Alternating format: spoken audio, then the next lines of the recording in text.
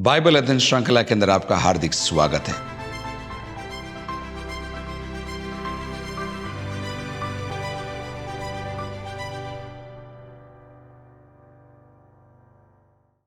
इस सत्र के अंदर हम याकूब की पत्री तीसरे अध्याय के अंदर हैं और हम 13वीं आयत से आगे आज अध्ययन करेंगे और यहां पर हम ज्ञान के बारे में सीखेंगे और ज्ञान का स्रोत क्या होना चाहिए और ज्ञान का प्रभाव क्या होना चाहिए उसके बारे में सीखेंगे।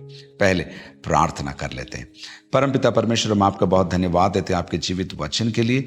प्रभु, आपका वचन हमारे लिए, हमारे जीवन के अंदर दीपक है, उजियाला है, इसलिए हम आपको धन्यवाद देते हैं। हमारे मार्ग को प्रशस्त करिए, मार्ग को प्रकाशित करिए, यीशु मसीह के नाम से मांगते हैं, आमीन।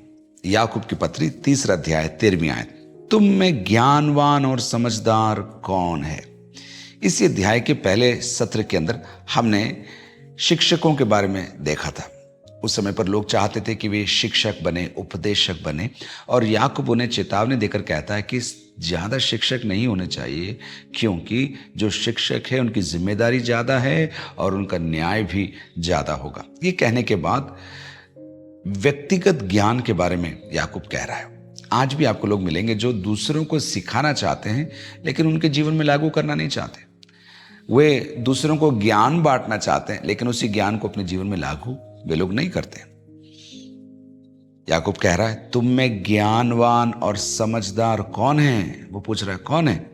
मैं बताता हूं। याकूब कह रहा है, जो ऐसा हो वह अपने कामों को अच्छे चाल चलन से उस नम्रता सहित प्रकट करे जो ज्ञान से उत्पन्न होती है। ज्ञानवान कौन है? वह अपने कामों को, ध्यान से सुनिए, वह अपने कामों को अच्छे चाल चलन से, 2-3 शब्द हैं, एक एक करके चलते हैं। अपने कामों को, अर्थात ज्ञानवान काम प्रकट करेगा, लेकिन काम कैसे होंगे? अच्छे चाल चलन सहित होंगे।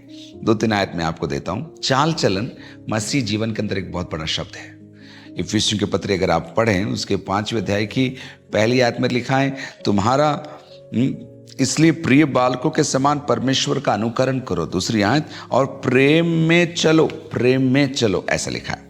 अगर आप चलें पहला पत्रस उसके 2 के 12 में देखिए क्या लिखा है। पहला पत्रस दूसरा अध्याय उसकी 12 आयत में इस प्रकार लिखा है, अन्य जातियों में तुम्हारा चाल चलन भला हो, चाल चलन भला हो, ताकि जिन जिन बातों में वे तुम्हें कुकर्मी जानकर बदनाम करते हैं, वे तुम्हारे भले कामों को देखकर उन्हीं के कारण कृपा दृष्टि के दिन परमेश्वर की महिमा करें। चाल चलन तो कैसा होना चाहिए? तुम्हारे कामों को अच्छे चाल चलन से उस नम्रता सहित प्रकट करें जो ज्ञान से उत्पन्न होती है। अच्छे काम करने हैं, लेकिन केवल अच्छे काम नहीं करने, उनको अपने चाल चलन से प्रस्तुत करना है, या हमारे चाल चलन के द्वारा हमारे कामों पर मोहर लगनी चाहिए। 1 मिनट रुककर बताता हूं। आप अच्छे काम कर सकते हैं, लेकिन कई बार आपका स्वभाव, आपका जीवन उस काम से कोई मेल नहीं खाता होगा। उदाहरण के लिए, आप किसी को खाना बांट रहे होंगे, लेकिन मन में आप कुड़कुड़ा रहे होंगे, मैं क्यों करूं, मैं ही मिला क्या, मेरे पैसे बर्बाद हो रहे हैं, वो खाना बर्बाद कर रहा है। ये सारी चिंताएं आपके अंदर होंगी जब आप अच्छा काम कर रहे होंगे। याकूब बाहर के काम को भी तोलना चाहता है और अंदर की भावनाओं को भी वो तोलना चाहता है। अपने कामों को अच्छे चाल चलन, इतना ही नहीं, से उस नम्रता सहित प्रकट करें। तो 3 बातें, अच्छे काम करने, लेकिन कैसे करने? अच्छे चाल चलन के द्वारा। और उतना ही नहीं, चाल चलन के साथ साथ क्या होना चाहिए? नम्रता होनी चाहिए, जिसके द्वारा जो मेरे अंदर ज्ञान है वो प्रकट हो जाएगा। ज्ञान बांटना आसान है, 2 शब्द किसी को कहना आसान है, लेकिन उसी को जी कर दिखाना, नम्रता सहित जी कर दिखाना, और नम्रता सहित जी कर फलों को प्रस्तुत करना, अच्छे कामों को करना बहुत ही कठिन है। याकूब इसी बात को कह रहा है। 14, पर यदि तुम अपने अपने मन में कड़वी डाह और विरोध रखते हो। शरीर और पाप के कामों की परिभाषा देते हुए याकूब केवल 2 शब्दों को चुनेगा। देखिए क्या क्या है वो, कड़वी डाह और विरोध। एक बार और 14 पढ़ रहा हूं, पर यदि तुम अपने अपने मन में कड़वी डाह और विरोध रखते हो तो सत्य के विरोध में घमंड न करना और न तो झूठ बोलना। धीरे चलते हैं। यदि तुम अपने अपने मन में कड़वी डाह रखते हो। डाह क्या है? दूसरों के प्रति ईर्ष्या और जलन। सब अलग अलग शब्द हैं, लेकिन उनको जोड़ते हुए कह रहा हूं। डाह मतलब जो आपका है वो मेरा होना चाहिए, जो आपके पास है वो मेरे पास भी होना चाहिए, जो आपके पास है उससे अच्छा मेरे पास होना चाहिए। कई बार आत्मिक क्षेत्रों में भी ऐसा मुझे और आपको देखने को मिलता है। एक बार और, पर यदि तुम अपने अपने मन में कड़वी डाह और विरोध रखते हो, दूरी रखते हो, एकता की कमी रखते हो। विरोध केवल सताव की बात नहीं हो रही यहां पर। विरोध अर्थात तुम्हारे डाह के कारण, तुम्हारी ईर्ष्या और जलन के कारण तुम्हारे बीच में विभाजन है, तुम्हारे बीच में दूरियां हैं, तुम्हारे बीच में गुटबाजी है, तो सत्य के विरोध में घमंड न करना। तो याकूब कह रहा है तुम सच्चाई का प्रचार मत कर। तुम ऐसा मत कहना कि मैं शिक्षक हूं, मैं उपदेशक हूं, मैं सेवक हूं, और यह कहकर तुम्हारे जीवन में अगर ये बातें पाई जाएं, कौन कौन सी? कड़वी डाह और विरोध पाए जाए, तो तुम सत्य के विरोध में घमंड मत करना। अर्थात सत्य का जो घमंड है उसके विरोध में तुम काम कर रहे हो, उसके खिलाफ तुम काम कर रहे हो। एक बार और, तो सत्य के विरोध में घमंड न करना और न तो झूठ बोलना। अर्थात झूठ कैसे बोल रहे हैं? तुम एक बात कह रहे हो और दूसरी बात कर रहे हो, यह झूठ है, ऐसा मत करना। कड़े निर्देश हैं याकूब उपदेशकों को दे रहा है। तुम्हारा ज्ञान तुम्हारे जीवन से प्रकट होना चाहिए, और अगर तुम्हारा ज्ञान जीवन से प्रकट नहीं हो रहा है तो फिर तुम सत्य का प्रचार मत करना और झूठ मत बोलना। अगली आयत, यह ज्ञान वह नहीं जो ऊपर से उतरता है। ज्ञान के दो स्रोत हैं। एक ज्ञान जो ऊपर से आता है, ऊपर अर्थात परमेश्वर की ओर से आता है। पहले अध्याय में अगर आप पढ़ें, आपको 17वीं आयत में ये शब्द मिलेगा, क्योंकि हर एक अच्छा वरदान और हर एक उत्तम दान ऊपर ही से है और ज्योतियों के पिता की ओर से मिलता है। ऊपर अर्थात परमेश्वर की ओर से। यह ज्ञान ऊपर से नहीं है तो फिर कहां से आ रहा है? इसके 3 स्रोत हैं, वरन सांसारिक और शारीरिक और शैतानी है। सांसारिक, शारीरिक और शैतानी। आपके 3 ही दुश्मन हैं। एक संसार आपका दुश्मन है। संसार पृथ्वी से अलग है। पृथ्वी परमेश्वर ने बनाई है, लेकिन संसार उसके अंदर के सिस्टम से, उसके अंदर की बातें हैं जो आपको परमेश्वर से दूर करती है। शरीर, याद रखिए, शरीर भी परमेश्वर ने बनाया उसकी महिमा के लिए, अच्छा है शरीर, लेकिन शारीरिक कुछ बातें हैं जो आपको परमेश्वर से दूर करती हैं, आशीषों से वंचित करती है। और फिर शैतान को तो आप जानते ही हैं, वरन सांसारिक और शारीरिक और शैतानी है। क्या? ज्ञान जो आपके अंदर पाप उत्पन्न करवाता है। 16वीं आयत में थोड़ा और उसके बारे में याकूब कहेगा, क्योंकि जहां डाह और विरोध होता है वहां क्या होता है? वहां बखेड़ा और हर प्रकार का दुष्कर्म भी होता है। ज्ञान है, मैं ज्ञानी हूं, मैं उपदेशक हूं, मैं भी सिखा सकता हूं, मुझे आता है, मुझे बोलने दो, ऐसे कहने वालों से याकूब कह रहा है थोड़ा धीरे हो जाओ, थोड़ा रुको। क्योंकि अगर तुम अपने सांसारिक ज्ञान को, इस शैतानी ज्ञान को, इस शारीरिक ज्ञान को प्रस्तुत करोगे तो वहां क्या होगा? वहां बखेड़ा होगा और हर प्रकार का दुष्कर्म भी होगा। वरदानों के बारे में मैंने एक बात सीखी है, वरदान का देने वाला परमेश्वर है, और अगर परमेश्वर ने वरदान दिया है तो वरदान को प्रकट करने का अवसर और मौका भी परमेश्वर ही देगा। अगर आपके पास वरदान है और आप धक्का मुक्की करें, लोगों को बोले मेरे पास ये वरदान है, मुझे मौका दो, मैं आ रहा हूँ, या मुझे ये आता है, मैं करके दिखाऊंगा, उससे मैं अच्छा कर सकता हूँ, उसने क्या काम किया, मेरे को देखो, मेरे को दो और मैं करके दिखाऊंगा। जब ऐसी तुलना और ऐसी बातें आती है तो आप वरदान का सही प्रयोग नहीं कर रहे हैं। यही बात हो रही है। तुम उपदेशक हो, तुम शिक्षक बनना चाहते हो, तुम अवसर को ढूंढ रहे हो, लेकिन इस धक्का मुक्की के कारण क्या हो रहा है? बखेड़ा खड़ा हो रहा है। उतना ही नहीं, हर प्रकार का दुष्कर्म उत्पन्न हो रहा है। गलातियों की पत्री के अंदर पौलुस दुष्कर्मों की सूची देता है। रोमियों की पत्री के अंदर भी पौलुस दुष्कर्मों की सूची देता है। मैं वहां नहीं जाना चाहता, याकूब के समान में रुक जाना चाहता हूं और कहता हूं हर प्रकार का दुष्कर्म होता है जब मनुष्य अपने ज्ञान को, सांसारिक, शारीरिक और शैतानी ज्ञान को प्रस्तुत करने का प्रयास करता है। लेकिन इसके विपरीत, इसके ठीक विपरीत 17वीं आयत में देखिए, पर जो ज्ञान ऊपर से आता है वो कैसा है? उसके गुण देखिए। पहली बात, पहले तो वह पवित्र होता है, शुद्ध होता है। ज्ञान कैसा है? शुद्ध है। प्रभु यीशु मसीह की पहाड़ी शिक्षाओं का अगर आप अध्ययन करें तो उनमें से कई बातों को इस ज्ञान से हम जोड़ सकते हैं। मत्ती 5:8 में देखिए क्या लिखा है, धन्य है वे जिनके मन शुद्ध हैं क्योंकि वे परमेश्वर को देखेंगे। जिनके मन शुद्ध हैं वे परमेश्वर को देखेंगे। यहाँ याकूब कह रहा है जो ज्ञान ऊपर से आता है, सबसे पहली बात वो शुद्ध है, पवित्र है। दूसरी बात मिलनसार है। मिलनसार अपने आप को अलग नहीं करता, गुटबाजी नहीं करता। ये ज्ञान मिलनसार है। आगे मेल कराने वालों की बात आएगी, इसलिए मैं इसको यहीं रोक रहा हूं। पहला वो पवित्र होता है, दूसरा यह ज्ञान मिलनसार होता है, तीसरा कोमल है यह ज्ञान।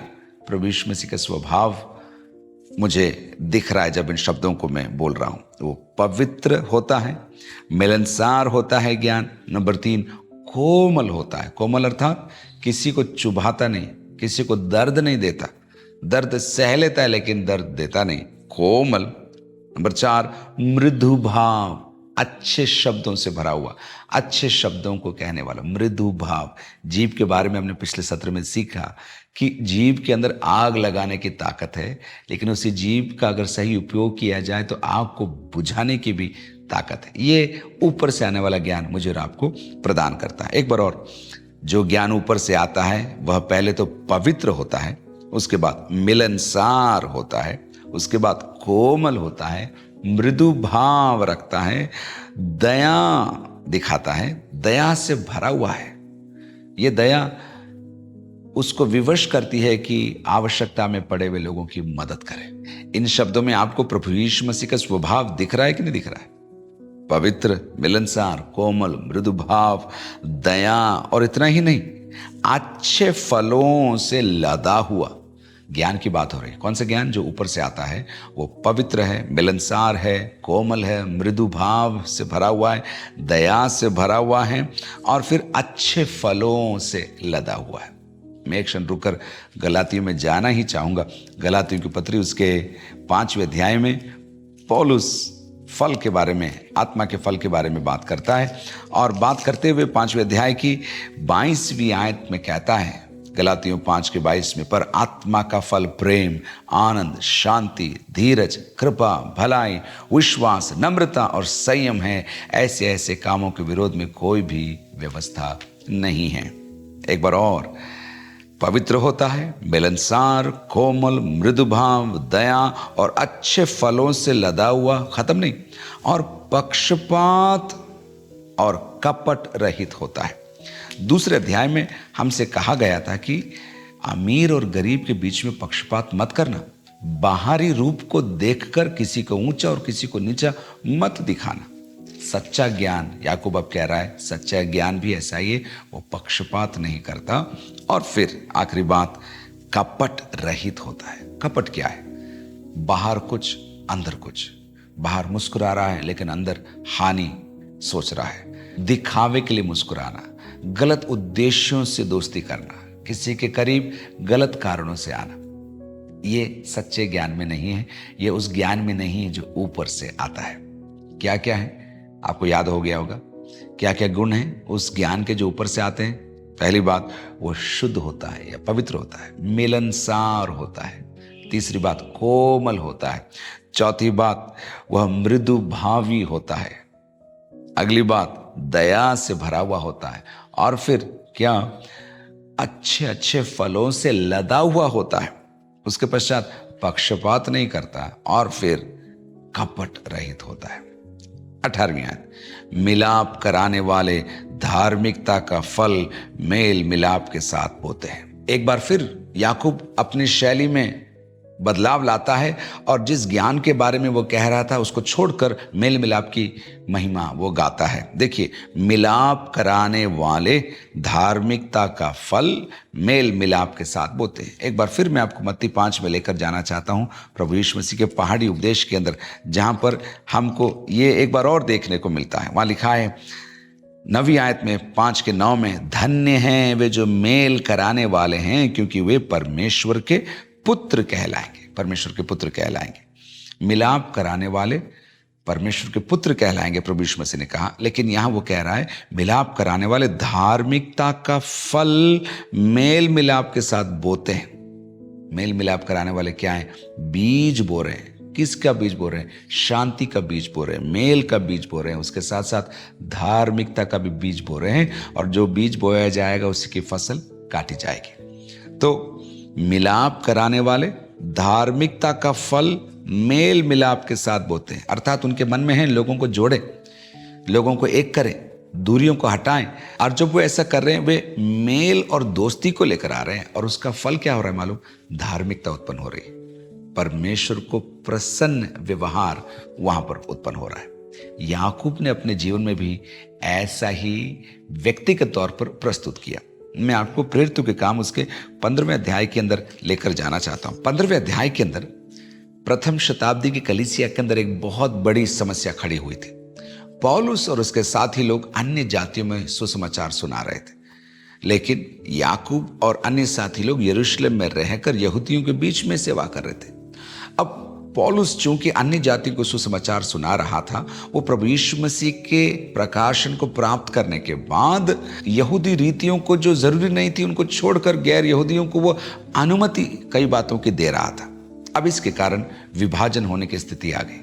पौलुस अपने दल के साथ यरूशलेम आता है और याकूब अपने भाइयों के साथ यरूशलेम में। पौलुस अपनी गवाही देता है, कहता है किस प्रकार मैंने प्रभु की सेवा करी और प्रभु ने लोगों को पवित्र आत्मा से भरा, लोगों ने उद्धार पाया, जीवन बदल गया।